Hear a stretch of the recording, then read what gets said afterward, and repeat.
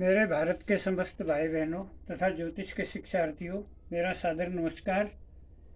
आप सबको आज प्रैक्टिकल एस्ट्रोलॉजी के पार्ट 6 में हम करणों के बारे में समझेंगे, क्योंकि तिथि, योग, बार, नक्षत्र के बारे में आपको जानकारी दी जा चुकी है।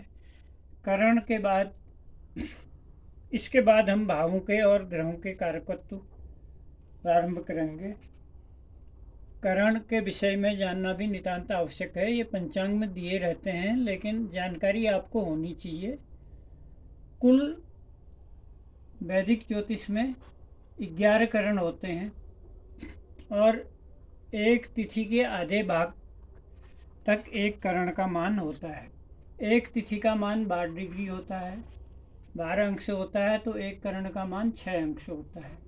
इस प्रकार शुक्ल पक्ष और कृष्ण पक्ष में इन करणों का जो क्रम चलता है, शुक्ल पक्ष की प्रतिपदा तिथि को पहला भाग किंतुग्न करण का होता है और दूसरा भाग भव करण का होता है। द्वितीया तिथि को शुक्ल पक्ष की पहला भाग बालव करण का होता है, दूसरा भाग तिथि का कौलव करण का होता है। शुक्ल पक्ष की तृतीया तिथि को पहला भाग तैतिल करण का होता है, दूसरा भाग गर करण का होता है, जिसको गर कहा जाता है। शुक्ल पक्ष की प्रतिपदा चतुर्थी तिथि का पहला भाग वणिजकरण होता है, दूसरा भाग विष्टिकरण होता है, जिसे हम भद्रा के नाम से भी जानते हैं। शुक्ल पक्ष की पंचमी तिथि का पहला भाग भवकरण का होता है, दूसरा भाग बालवकरण का होता है।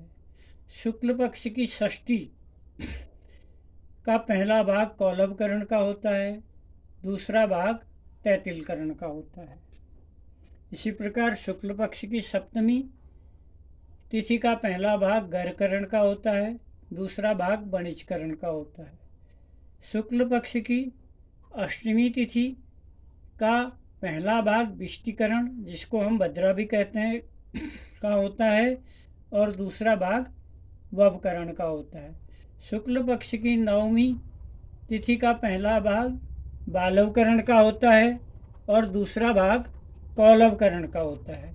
इसी प्रकार शुक्ल पक्ष की 10वीं तिथि का पहला भाग तैतिलकरण का होता है, दूसरा भाग गरकरण का होता है। अब आइए शुक्ल पक्ष की एकादशी तिथि का पहला भाग वणिजकरण का होता है, दूसरा भाग विष्टिकरण का होता है, जिसको हम भद्रा के नाम से भी जानते हैं। शुक्ल पक्ष की द्वादशी तिथि का पहला भाग भवकरण का होता है, दूसरा भाग बालवकरण का होता है। शुक्ल पक्ष की त्रयोदशी तिथि का पहला भाग कौलवकरण का होता है, दूसरा भाग तैतिलकरण का होता है। शुक्ल पक्ष की चतुर्दशी तिथि का पहला भाग गरकरण का होता है, दूसरा भाग वणिजकरण का होता है। शुक्ल पक्ष की पूर्णिमा तिथि का पहला भाग विष्टिकरण का होता है, जिसे हम भद्रा के नाम से जानते हैं, दूसरा भाग भवकरण का होता है। इस प्रकार 15 तिथियां शुक्ल पक्ष की खत्म हो गई। कृष्ण पक्ष की 16वीं तिथि अर्थात कृष्ण पक्ष की प्रतिपदा, 16वीं तिथि कृष्ण पक्ष की प्रतिपदा का पहला भाग बालवकरण का होता है, दूसरा भाग कौलवकरण का होता है। शुक्ल पक्ष की द्वितीया तिथि 17वीं तिथि का पहला भाग तैतिलकरण का होता है, दूसरा भाग गरकरण का होता है।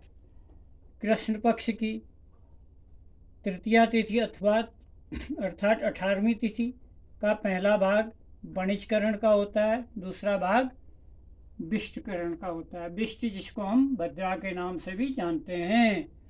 कृष्ण पक्ष की 19वीं तिथि अर्थात चतुर्थी तिथि का पहला भाग भवकरण का होता है, दूसरा भाग बालवकरण का होता है। कृष्ण पक्ष की 20वीं तिथि अर्थात पंचमी तिथि का पहला भाग कौलवकरण का होता है, दूसरा भाग तैतिलकरण का होता है।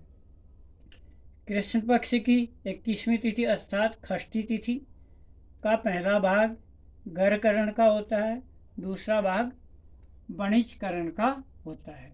शुक्ल पक्ष की 22वीं तिथि अर्थात सप्तमी तिथि का पहला भाग विष्टिकरण अर्थात भद्रा का होता है, दूसरा भाग भवकरण का होता है।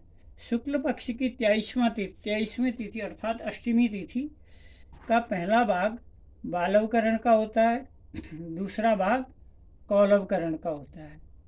शुक्ल पक्ष की 24वीं तिथि अर्थात नवमी तिथि का पहला भाग तैतिलकरण का होता है, दूसरा भाग गर्करण का होता है।